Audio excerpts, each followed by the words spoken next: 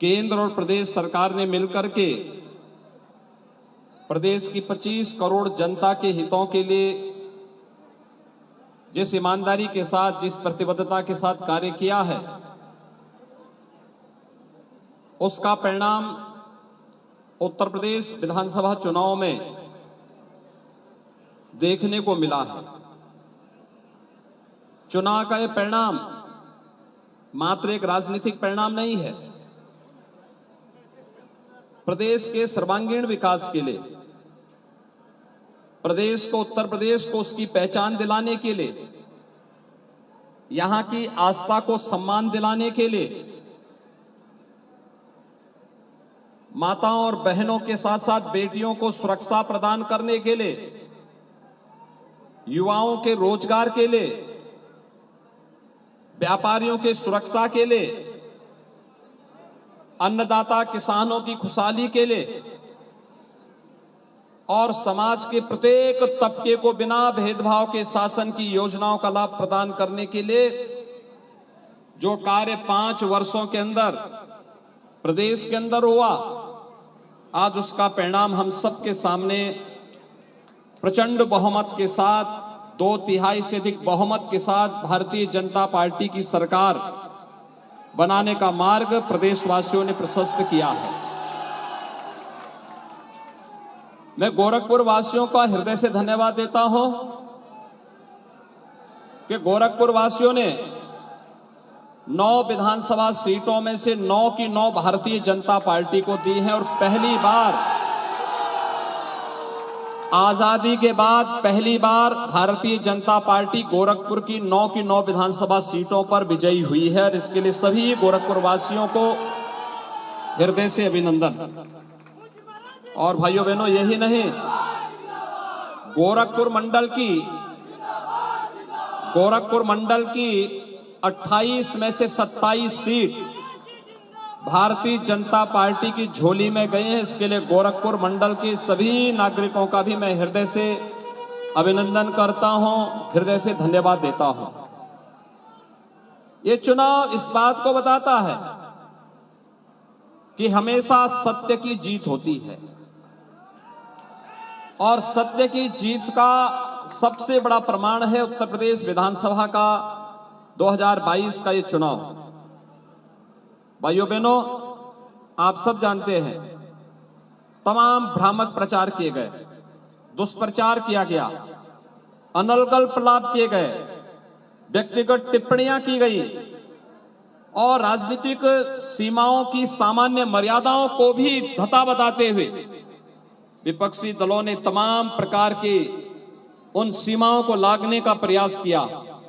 लेकिन प्रदेश की जनता जनार्दन ने प्रधानमंत्री मोदी जी के नेतृत्व पर विश्वास करते हुए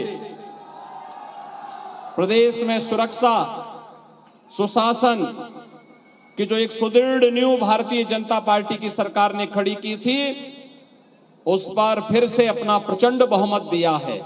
और मैं इसके लिए पूरे प्रदेशवासियों का, गोरखपुर वासियों का हृदय से धन्यवाद देता हूं, आप सबका अभिनंदन करता हूं। आज मेरा सौभाग्य है कि मुझे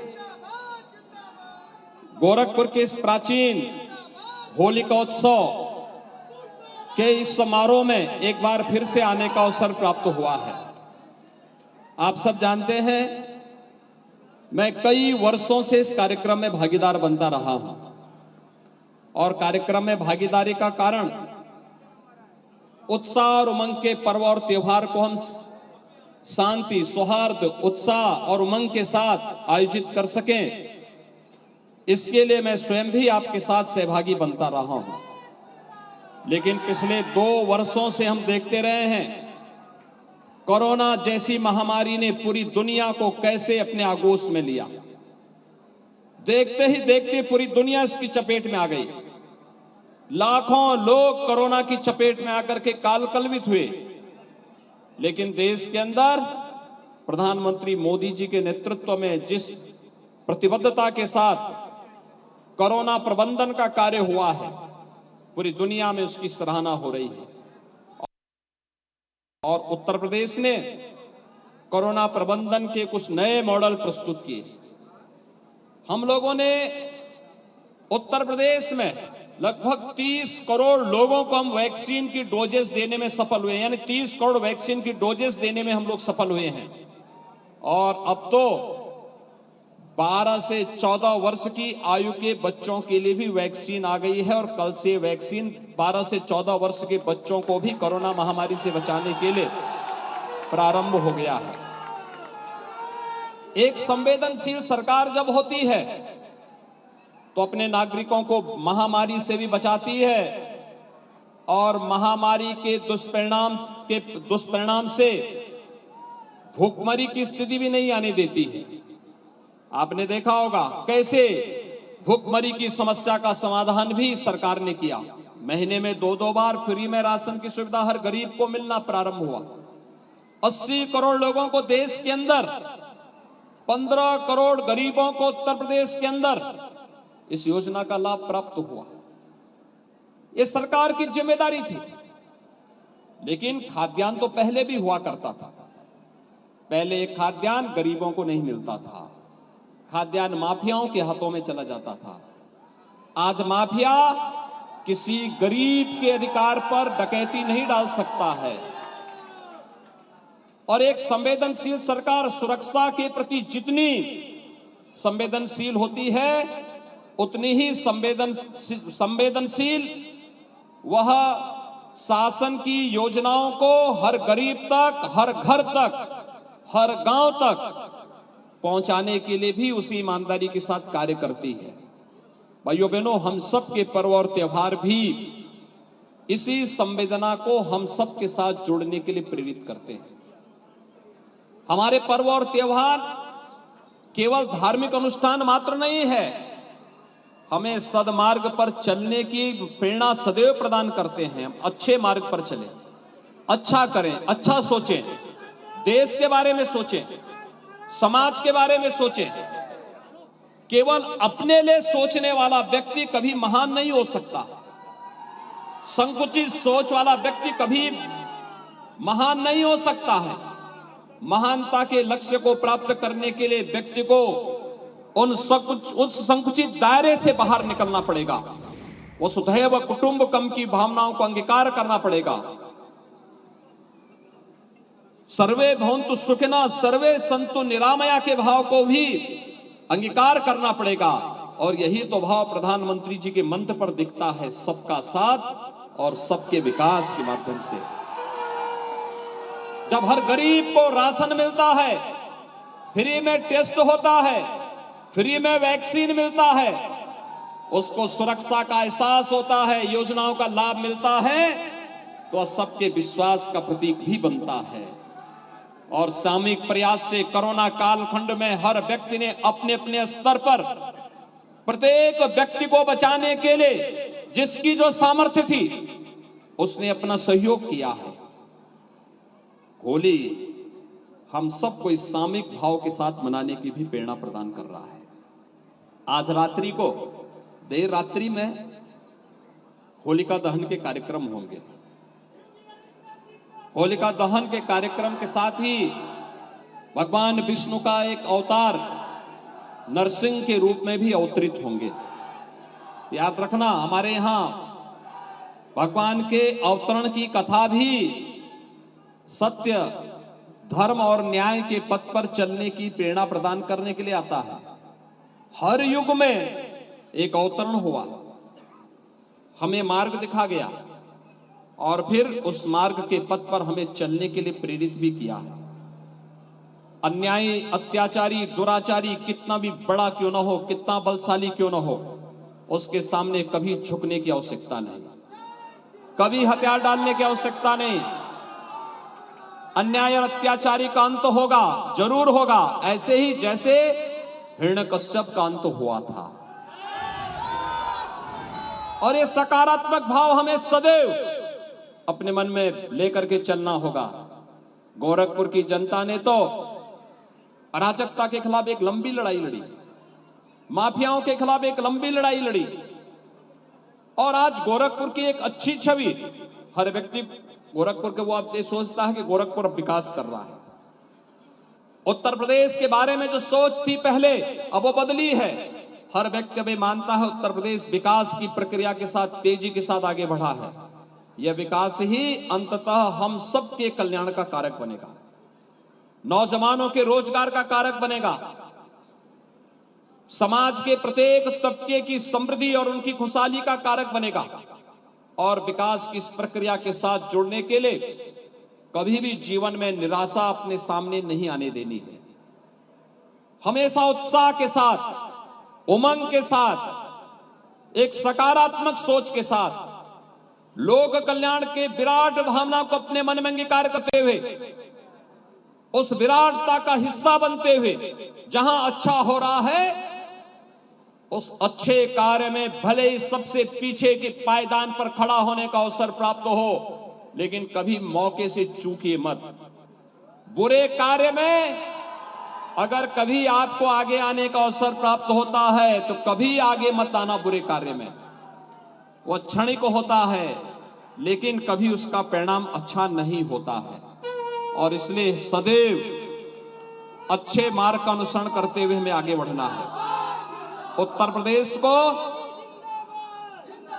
देश की नंबर 1 की अर्थव्यवस्था के रूप में स्थापित करना है। उत्तर प्रदेश को अग्रणी स्थान पर आगे बढ़ाना है। और उत्तर प्रदेश के सभी 75 जनपदों में भी एक स्वस्थ प्रतिस्पर्धा होनी चाहिए। हर जिला शिक्षा में, स्वास्थ्य में, रोजगार में, महिलाओं की सुरक्षा में, बेटियों की सुरक्षा में, व्यापारियों की सुरक्षा में, नौजवानों को रोजगार उपलब्ध करवाने में, अन्नदाता किसानों की खुशहाली में, गरीब कल्याणकारी योजनाओं को आगे बढ़ाने में, अपनी प्रति व्यक्ति आय को आगे बढ़ाने और जनपद की आय को भी बढ़ाने में, हर जनपद में भी एक नई स्वस्थ प्रतिस्पर्धा आगे बढ़नी चाहिए। एक स्वस्थ प्रतिस्पर्धा, हम अच्छे मार्ग का अनुसरण करते हुए न केवल व्यक्ति के जीवन में खुशहाली लाएंगे बल्कि अपने जनपद को भी आगे बढ़ाएंगे। यह भाव हम सबके मन में होगा तो होली जैसे पर्व और त्योहारों की प्रासंगिकता होगी। आज रात्रि में होलिका दहन के कार्यक्रम होंगे। मेरी आप सबसे अपील होगी बहुत शांतिपूर्ण तरीके से, उत्साह के साथ। याद रखना, जोश में कभी होश नहीं खोना चाहिए, जोश के साथ होश भी हमें होना चाहिए। उत्साह हो, उमंग भी हो, लेकिन साथ साथ हर एक व्यक्ति की भावनाओं का भी ध्यान रखना होगा। अगर कोई व्यक्ति अपने ऊपर रंग गुलाल नहीं डालना चाहता है, कतई मत डाली। हो सकता है स्वास्थ्य खराब हो सकता है उनके पारिवारिक कोई समस्या हो। स्वेच्छा के साथ जो लोग रंग गुलाल डालने के इच्छुक हो, आप उनके साथ जरूर खेलें। गंदगी न डालें, बीमार हो सकता है। आंखों के ऊपर न डालें। बहुत शालीनता के साथ, उत्साह और उमंग के साथ हम इन पर्व और त्योहारों को मनाते हुए अगर आगे बढ़ेंगे, हजारों वर्षों की विरासत को सजोए हुए हमारा भारत और हमारा सनातन हिंदू धर्म बड़े गर्व के साथ कह सकता है कि हमने दुनिया को बहुत कुछ दिया है। और ये पर्व और त्योहार उसी श्रृंखला के हिस्से हैं। सामाजिक समता का पर्व है। कहां जातिवाद है इसमें, कहां क्षेत्रवाद है? इतने हजारों लोगों के बीच में कोई बता पाएगा इसकी किसकी क्या जाति है? हम तो सब एक ही हैं।